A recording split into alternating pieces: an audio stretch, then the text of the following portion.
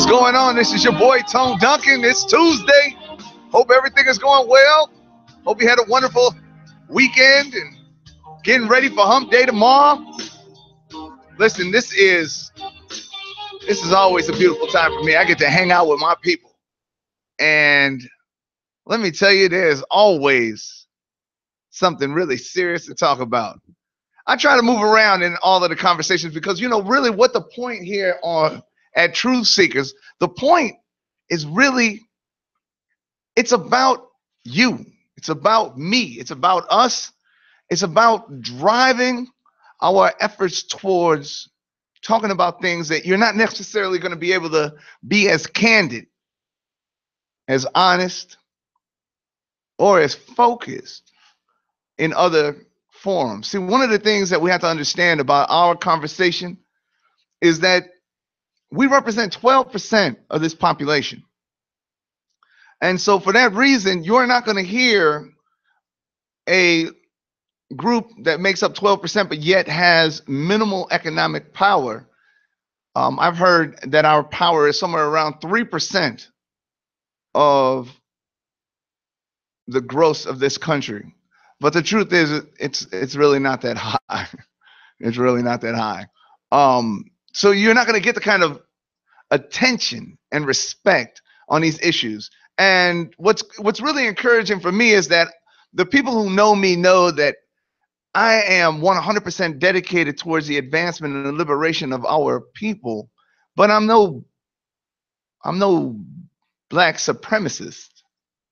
And I know that might strike people a little strange because blacks, and I mean this respectfully, as those who originated from Africa, have always been supreme. But the reality is we're all from Africa. And that's the reason why having any form of ethnic bias, even from a Malin standpoint, is just ludicrous. It makes absolutely no sense. See, because from an anthropologic standpoint, if all people originated, I want you to think about this. If all people originated from Africa, then who are you really against? See, you can't fall into these traps. See, sometimes we sound like the other gang. Let me say it to you differently. Sometimes we sound like the gang that just got moved on. And so now we feel like we have to reflect back and be that same aggression. And you say, well, why? Well, because they did this to me. But then you say, but doing it to them only perpetuates the damage because now there's collateral damage sustained on both sides and it's going to keep recycling itself. And this is one of the issues that I have with blacks who fall into becoming race fighters.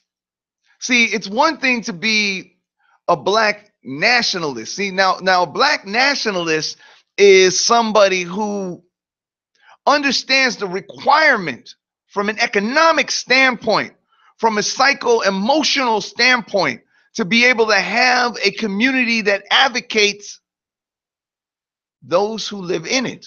And in this country, since its inception, we have not gotten that form of comfort.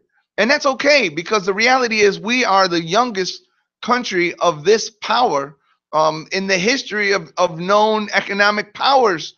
And so we've got some ways to go. But one of the things that I want us to understand, I hope that you get this from me, is that there's three focuses that I have.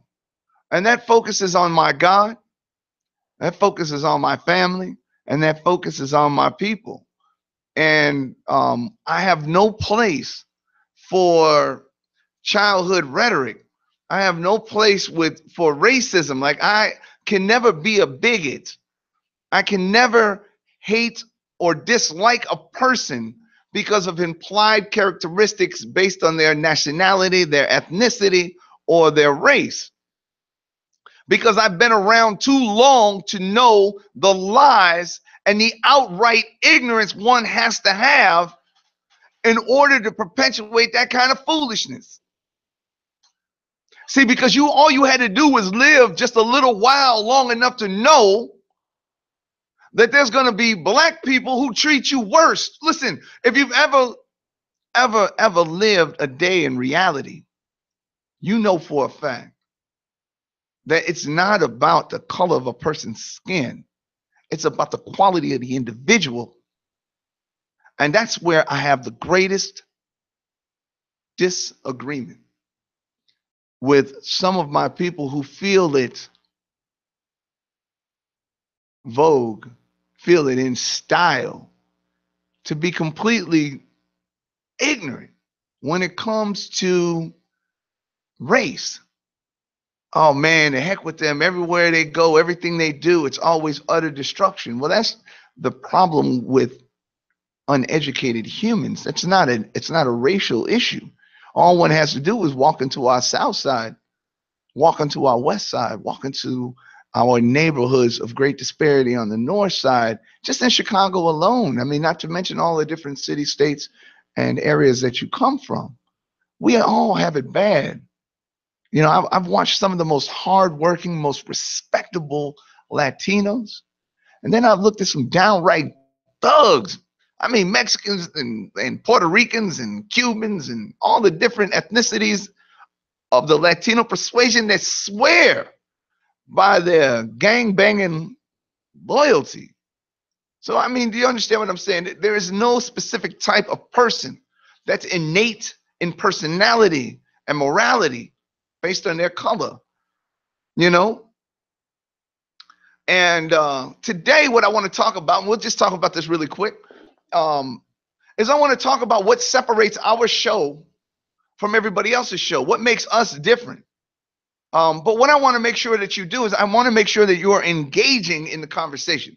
So what you could do for me is like, comment, and share. Let's get this conversation going. I've been having a duality. So here's the deal. We've had two worlds going on. Black people understand what this is. See, black men more so than anybody else know that this is a really tough time. I mean, this is tougher than when some of these young black brothers and sisters of mine turned Muslim and had to stop eating pork, and you catch them somewhere hiding, chewing something, and they wouldn't tell you quite what they've been eating. Because change, no matter how meaningful, is going to create a certain level of sacrifice, and we're not always as committed to that sacrifice as we would like to be. What I'm talking about today is I'm talking about Colin Kaepernick. Colin Kaepernick is, for those of you, just because, you know, we got some people who aren't into sports, Colin Kaepernick was the San Francisco 49er who was a quarterback. He was an amazing athlete who had a heck of an arm, and he led his team to the Super Bowl, but they lost to Ray Lewis and the Baltimore Ravens. More on that in a little while. Well, Colin Kaepernick a year ago kneeled during the national anthem and said, you know what? I'm against this unnecessary criminal justice system treatment of black people, and I want reform. And so this is what the whole thing was about. Again, Colin Kaepernick was a very well-paid superstar in the NFL. And then he got injured. And then during his injury time, this is when he made this political stand. Okay? Special shout out to my girl Tammy. What's going on? Remember, you guys, like, comment, and share. Let's get this conversation going. The real issue there was that Colin Kaepernick was at one time beloved and was considered like maybe the next Michael Vick. And I say that now with a lot more of an eyeball roll. But he was considered to be the next ascending quarterback. Well, anyways, long story simple, he made this protest. It was a silent protest, and you started to hear some rumblings because people started to get really upset. They were like, hold on, he's not He's kneeling during the national anthem. And even though he's not saying anything bad about veterans, even though he's not saying anything bad about people who are patriotic, even though he's not saying anything bad about his fellow citizens, he's standing in protest because his people are being maligned and mistreated in this country. And he feels like, you know what? This is a managerial issue. My problem isn't with the idiots on the street, not with the bigots in the police department. My problem was with the federal government and with this country as a whole, and its ability to allow with such a blind eye the amount of inhumane treatment that's ubiquitous through law enforcement today. This is what Colin Kaepernick took a knee for. You know what they tell you? When you're tired of something, when you're tired in football, take a knee. See, this is a real thing. Take a knee. See, when your kids were playing football, and I know some of you grew up playing football, some of you have children who may have never played football because you know how dangerous it is now for the brain.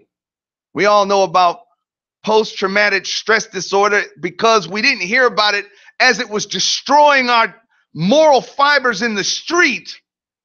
We had to hear about it in football, even though it has more to do with what's going on in our communities, in our neighborhoods, amongst some of the most deadliest community neighborhoods there are. That's where post-traumatic stress disorder is still a hush.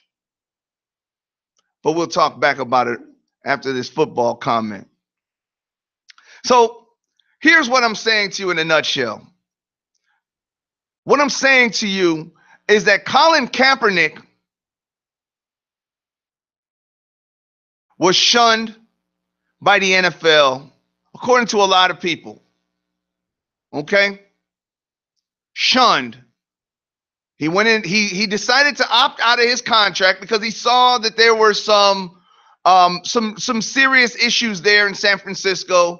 He saw that the kind of style that he wanted to run, they didn't want to run. He just wanted to get out. Now he thought because of this amassed skill set that he'd just get out in the free agency and join another team. You know why he thought that? Let me tell you why he thought that. He thought that because in the NFL, you can be a rapist. You can be one of the most just downright dirty woman beaters. You can kill people, be that vehicular homicide, be that some squabble in a nightclub. Ray Lewis. It doesn't matter if you have talent, they're going to find a place for you. They're going to come up with an excuse for why you should be there. Right now, the owner of the Dallas Cowboys, Mr. Jones, is at full defense for his superstar running back, saying Elliott has no reason to be charged. So you see, now this kid is already off to screwing his life up. But when you have talent, they're willing to oversee your transgressions. They're willing to forgive you for your wrongs.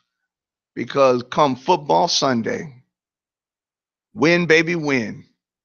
Okay? Now here's what the deal is, so you'll understand. This issue is no longer just a black issue.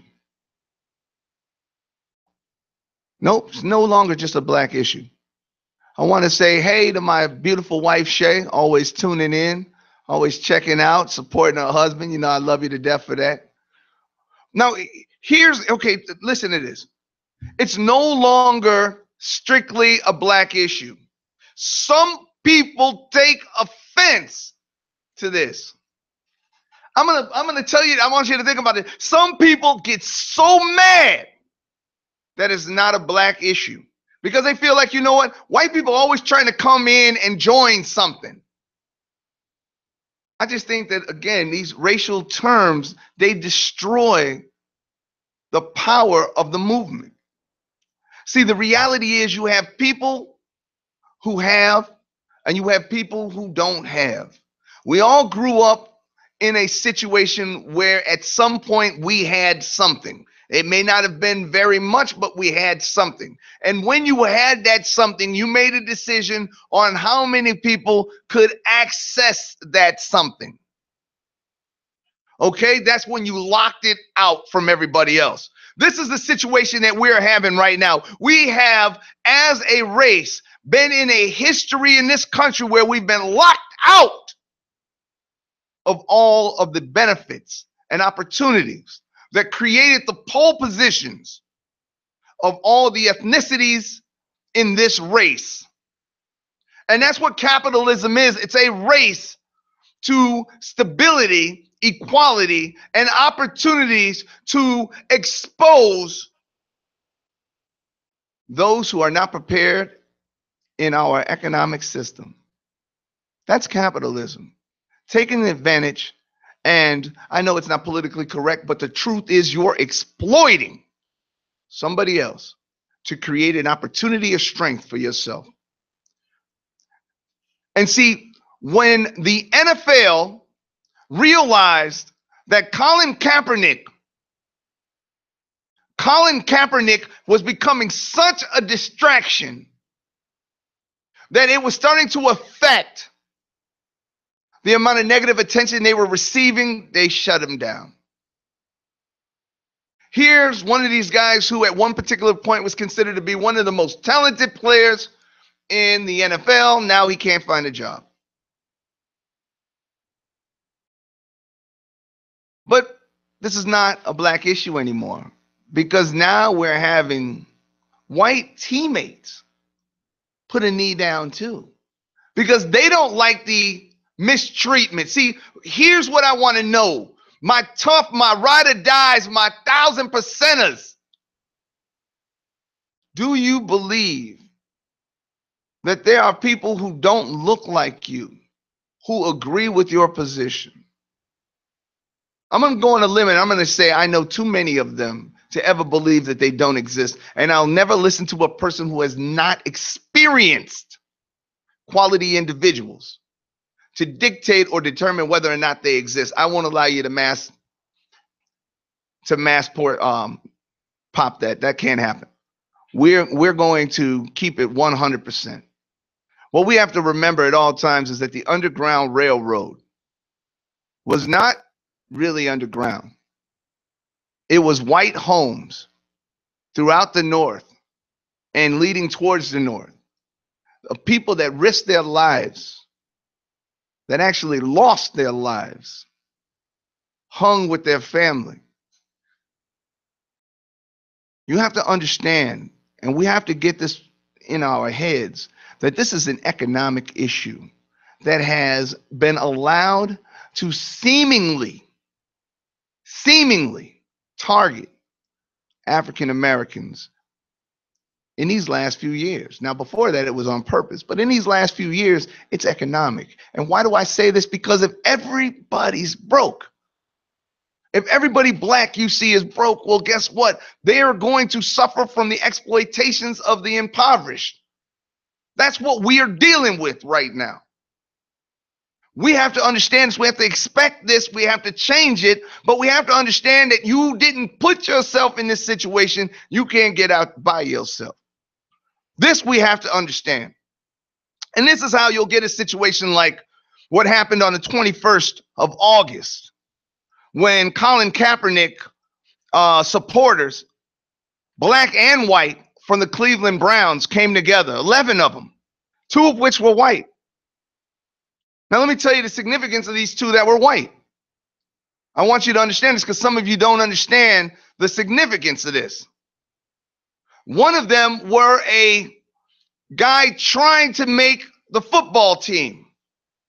He was a tight end. His name is DeValve. You know, he's like on the second team. Second stream means you don't really know whether or not you're going to get a job. You don't know how solid your contract is. Okay. And the other guy was a highly respected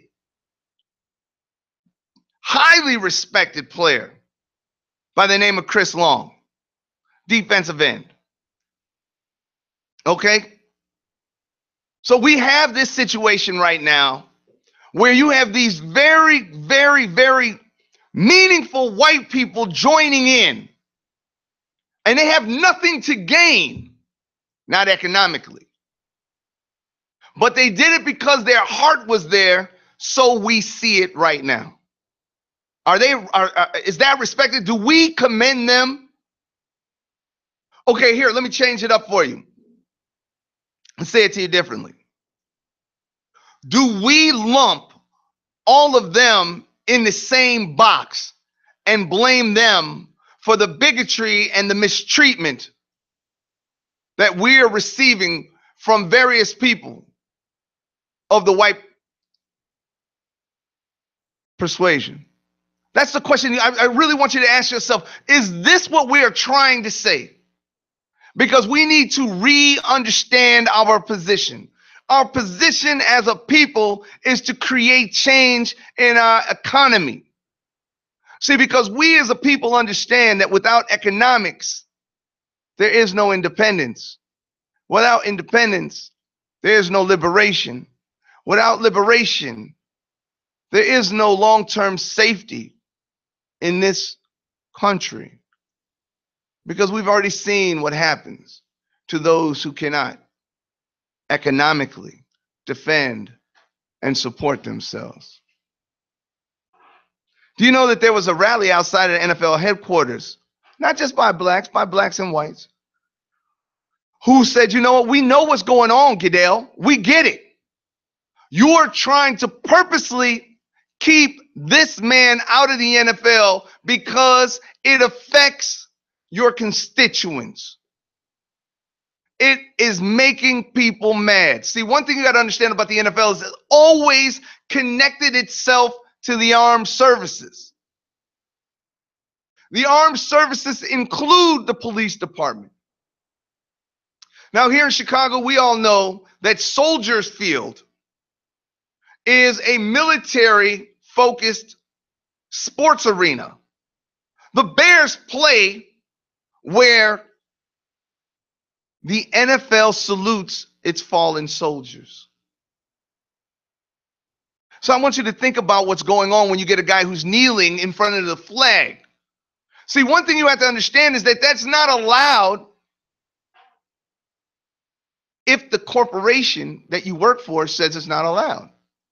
Now, here's what blew my mind. What blew my mind is that the NFL never made a statement about whether or not he was in violation. See, what their statement was actually something entirely different. What their statement was is that we encourage all of our players to stand and hope they do. See, but now we think the NFL is wrong, but you ask yourself, if you was a business owner and you were getting flack from some of your consumers about somebody's personal political stand, and you were saying to yourself, okay, this person's making a personal political stand on company time. See, you would want to do something about that too. What if it was a person making a personal political stand about the Confederate signs and they were pro-Confederate? You would want them out of your business. I know you would. So let's not fool ourselves on what we're dealing with here. We're dealing with business people that are trying to keep money flowing in one of the most lucrative business organizations in the history of America. But see, in my opinion, I'm a little perplexed. And see, the reason I'm perplexed is because I have black leadership on both sides of the argument. And so I'm asking you, do a little critical thinking. Let's go into some truth seeking. Okay? Here's my question to you. Should blacks have the right to say, I love this country, not because of what they've done to me, but because of what I hope to be able to do in it? because it's not about my past, it's about my future? Is it because I should love this country because I don't really have another country to come home to? More importantly, because too many of mine died for me to be here, and now I have blood as my payment. My family has created and paved an opportunity for me. You tell me, what do you think? See, because some people think that we're sojourners with citizenship in America. And then you have some other people who feel I'm an American, I have the right, I fought for it, my people died for it. Respect my country. Where do you stand on that? Where do you stand? Is this a real attack on blatant on patriotism? Because this is an important social issue right now. This is really important. Let me tell you like this. The Baltimore Ravens were going to hire Kaepernick. They were going to sign him. And just so you understand, the general manager said, hold on, wait, I got to pray about this.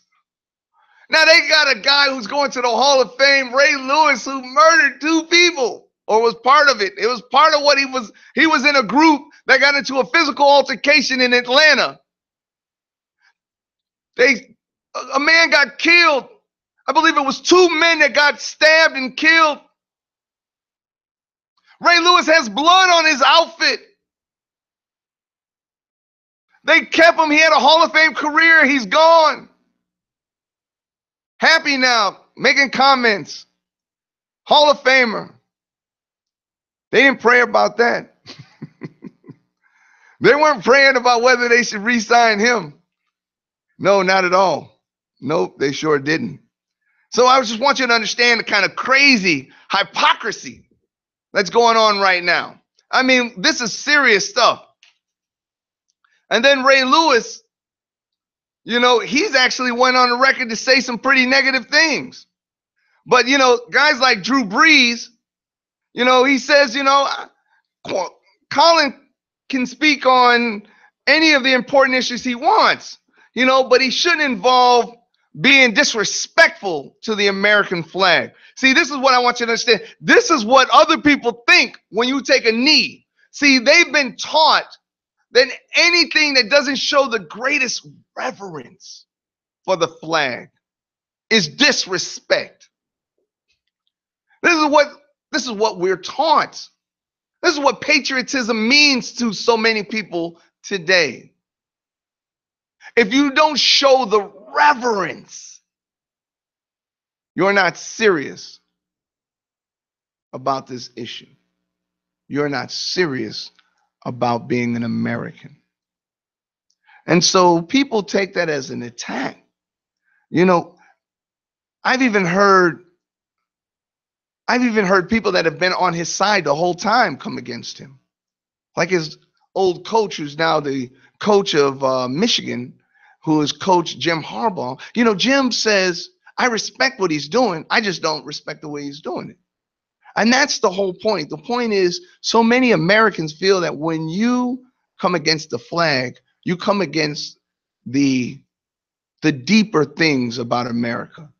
But my question is, if I've got to make a stand, if I've got to get somebody's attention, I got to get their attention. In the Bible, it talks about how when somebody wants somebody's attention, there's something big that happens. Big. Sometimes you got to be willing to make a scene to be heard. And that's what Colin Kaepernick did. Some of you think, well, if it was in a more black-friendly league like the NBA. But you forget that in 1996, Mahmoud Abdul-Rauf, at the time, the Denver Nuggets, because he felt there was a serious disrespect to blacks and to Muslims, said he could not stand and honor the flag because it was a disrespect to him from a religious perspective. Now, just so you know who Mahmoud Abdul Rauf was, he was the greatest single year scoring champion of college for as a freshman. No freshman ever in the history of college basketball scored more points than he did. So this was a guy who came into the league beloved, and he had a disorder. He had like a twitch. And for that reason, he was so inspirational to people who suffered from serious from other similar disorders. And the NBA, because of that, now they have it written into their collective bargaining agreement that you must stand in respect for the flag. Did you guys understand that in other leagues, it's a requirement of your employment? So maybe that's what they need to do, because in my opinion, there's going to be a lot of times, a lot of reasons for us to kneel for the hypocrisy that is associated with the American flag. Jackie Robinson in 1947, in the World Series, one of his later statements said he wanted to kneel. He said he wanted to do something. You know that? But he understood that, man, that might be really tough on the next group of people coming out. So he made a choice. And that was his choice. That's not what's right. It's not what's wrong. That's just what he made. He made the choice. And he made the choice because he felt it would be more racially uplifting to let the next guy do it after we've secured a position. So I respect that.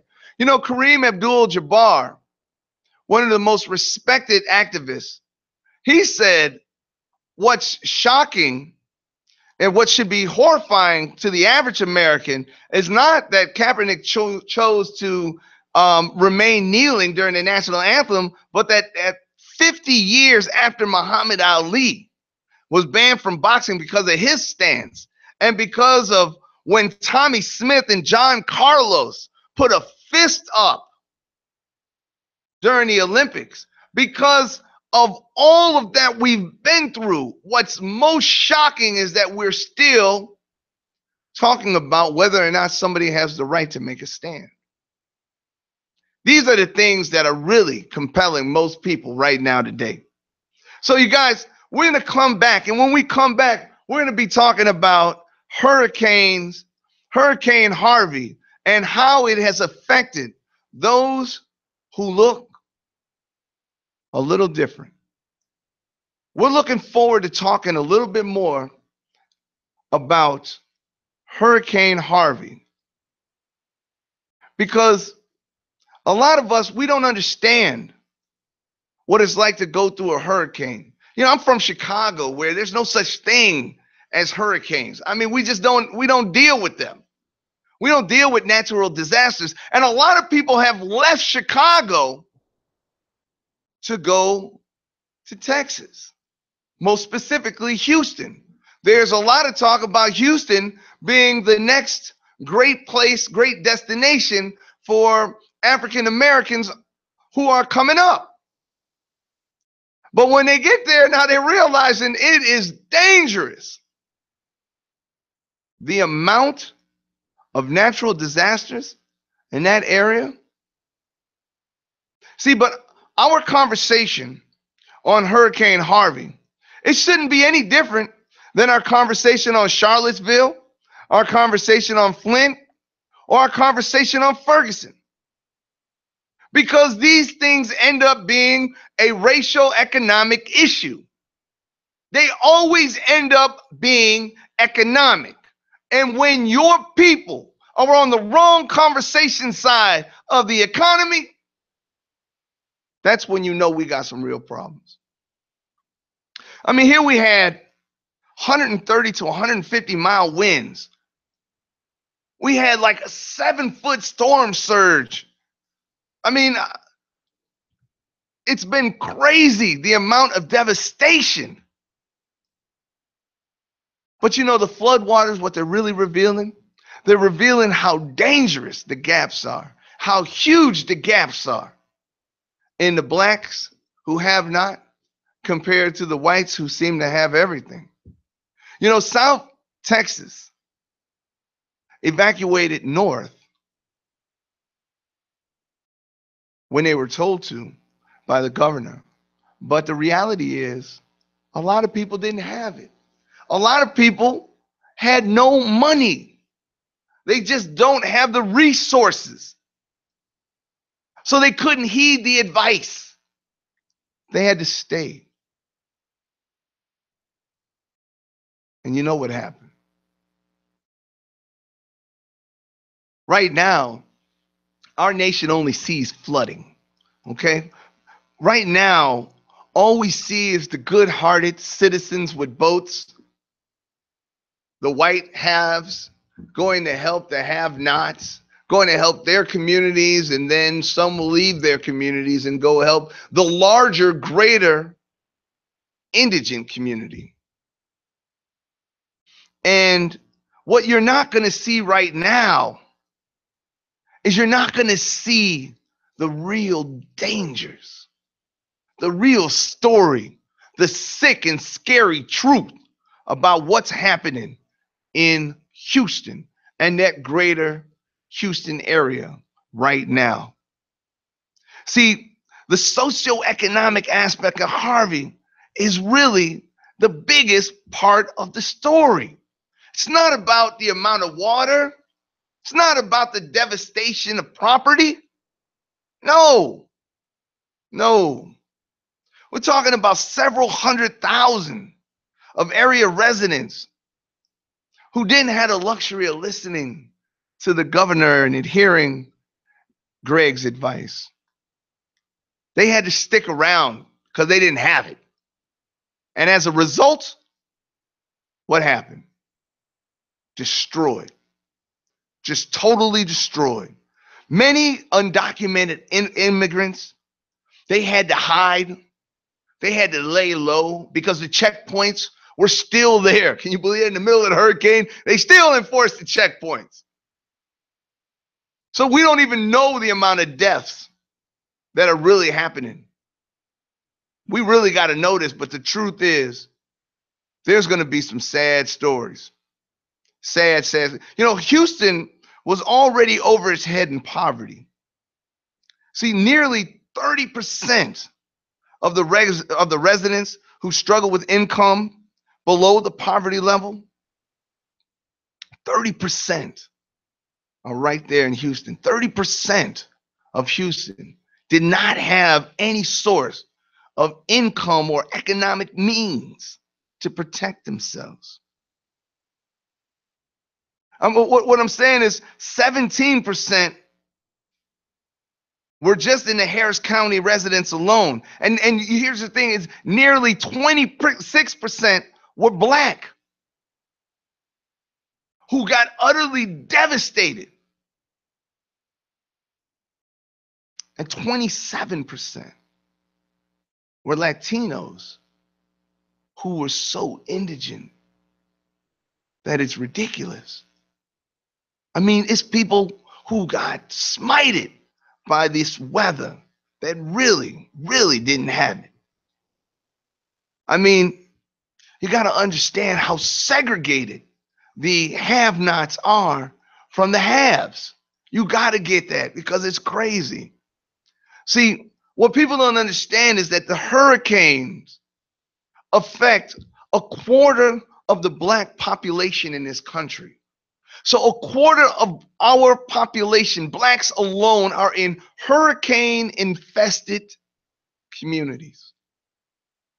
I was blown away when I heard it because I didn't think that. I thought for sure we'd be the first ones to get out the way, but apparently you can only go where you can afford to live.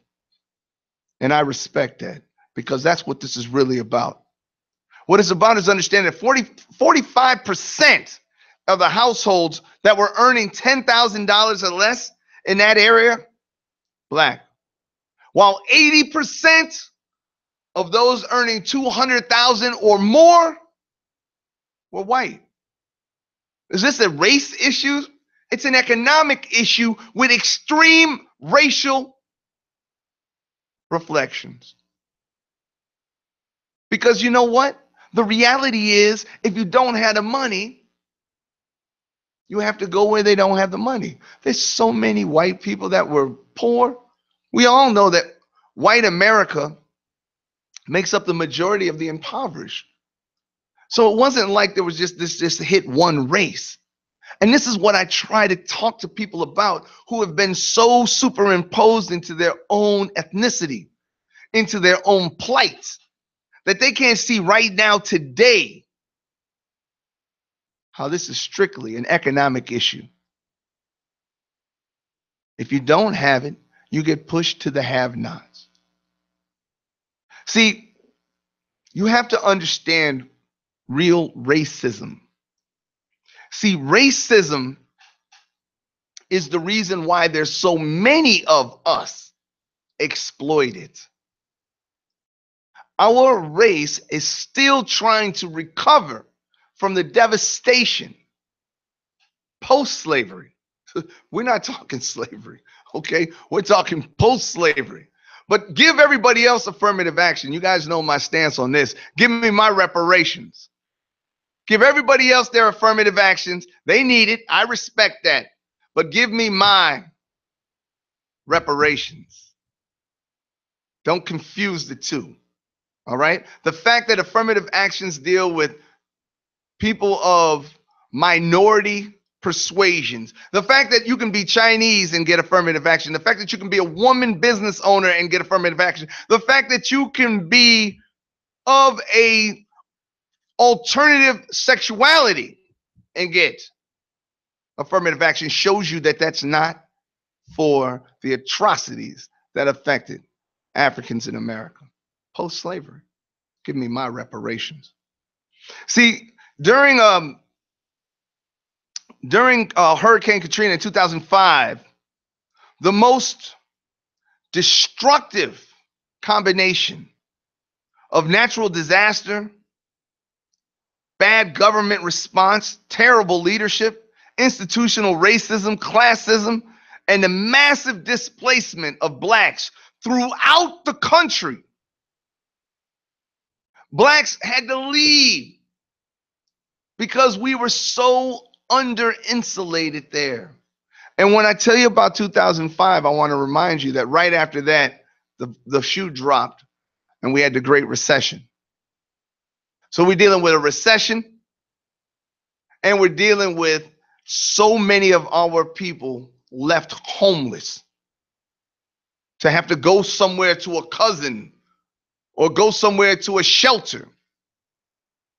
And you think that that was over? Because what you have to understand is that in 2016, Congress met in Detroit to talk about this nuisance flooding. And you know, they never discussed priorities for those who were impoverished, for those who lived on the outskirts. They were talking about all the different things that they could do to help the more affluent communities, but there was no plan in place for those who look most like you.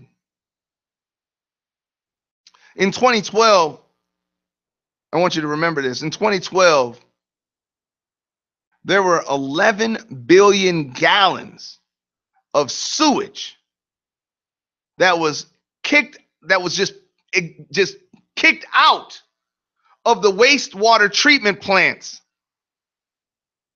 and then allowed to go right into the water. In 2012, it's 11 billion gallons of pollution right into the water that you drink. Right there. You know? And that was because of the massive damage of Hurricane Sandy. Yet we both know that Hurricane Sandy was only a Category 1. What happened in Houston is a Category 4.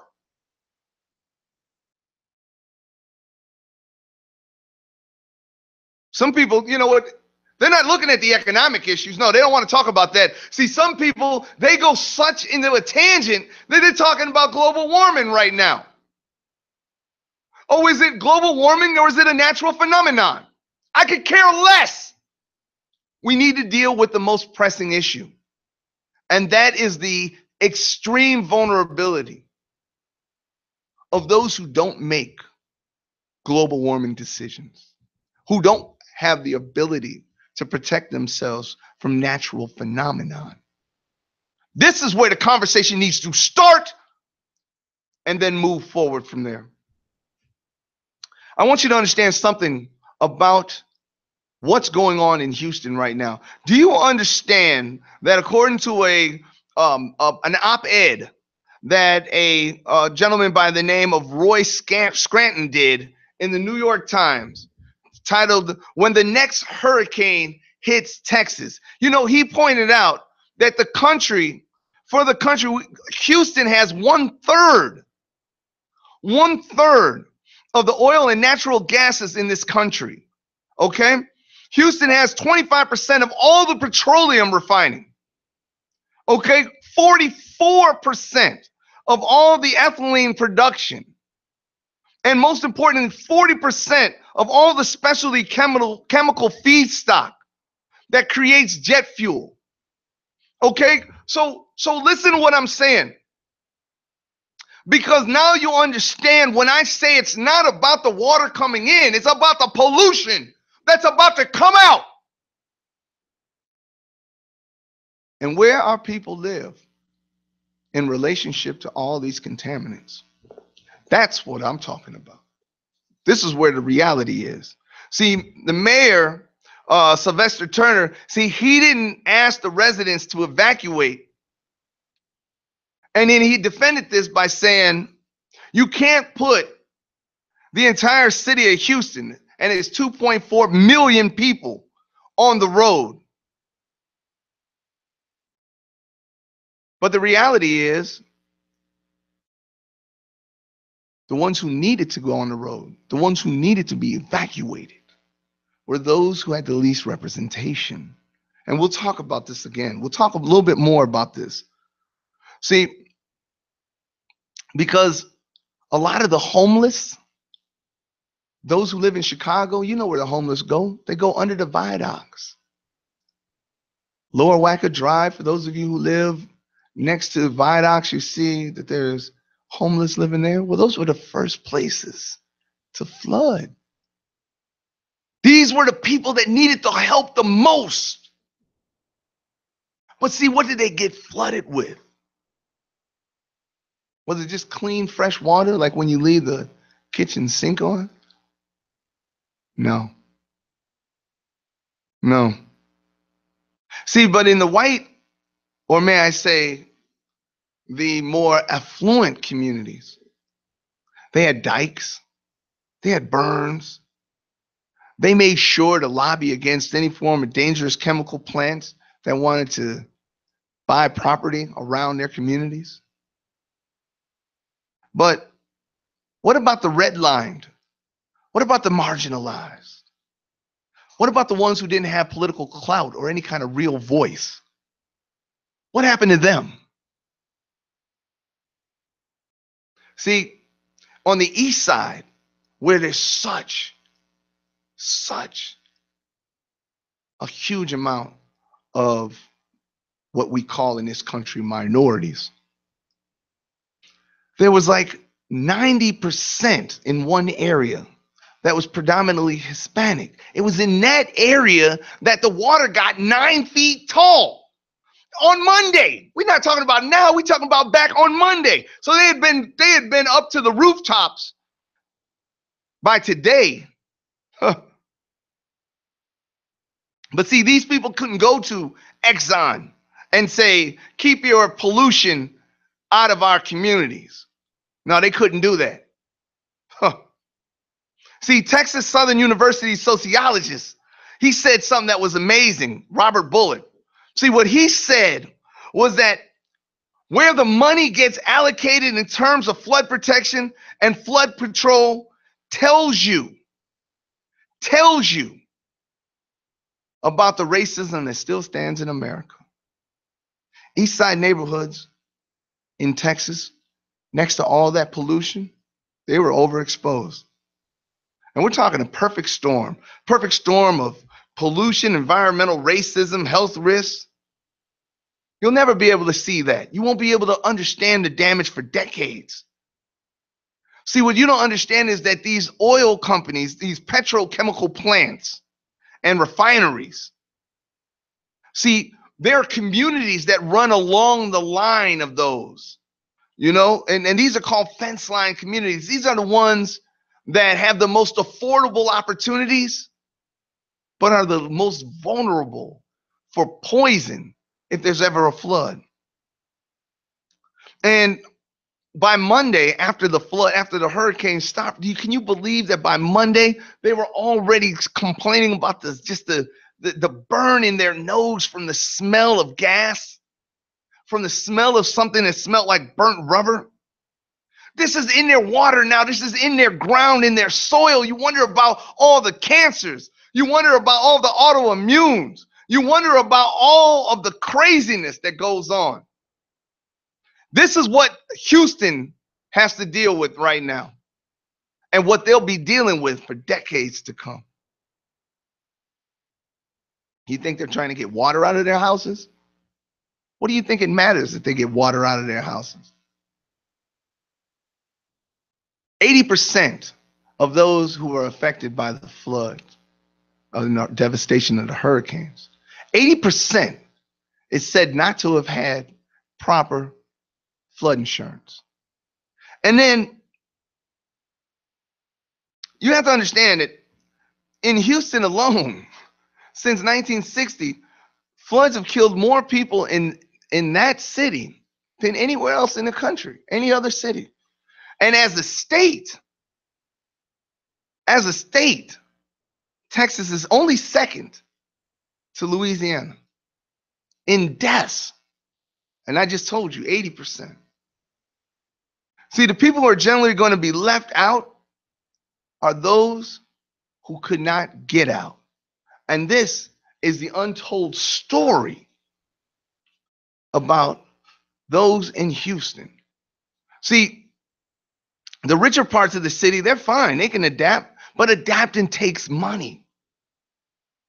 See, we have to understand what's going on, because some of these people are our family members. Like I said, I know 3 people right now who left to Houston for a better life because of Chicago and the economic hardships that they've had to deal with here. Some of you who are friends of mine know who I'm talking about. I'll leave their personal stories to themselves. But do you understand what I'm saying? This is crazy. This is crazy. And then I was remembering on 60 Minutes, right after the Superstorm Sandy, as they called it, the insurance companies, you understand, they don't want to pay. And most of them are protected by something, and I don't want to get all technical with you, but the Federal Emergency Management Agency is protected by the National Flood Insurance Program. And basically, when a hurricane hits you, it's oftentimes the wind damage that does so much of the destruction. Like I said, the winds were upwards of 150 miles an hour. But see, these insurance adjusters, the insurance people come out and they'll say, oh, no, it looked like it was water damage. See, because they don't want to have to pay you. See, because the water damage is protected by the federal government, whereas the wind damage is protected by the individual insurance providers. Do you understand what I'm trying to tell you? See what I'm showing you this? So what ends up happening is that so many people are cheated because nobody is publicizing the bogusness of these insurance companies. You know, public humiliation is meaningful, and the government keeps letting these people off the hook. We need to publicly embarrass these insurance programs. But see, here's the thing that they do. I think a lot of people don't understand this. When they settle with you, part of their settlement with you is making sure that you sign a confidentiality agreement. Why? Because they don't want you to tell somebody else how you made money, because they're purposely and individually denying responsibility to pay. to all those people. But let me tell you the weirdest thing. The weirdest thing is that the federal relief money will come in. Federal disaster money will pour.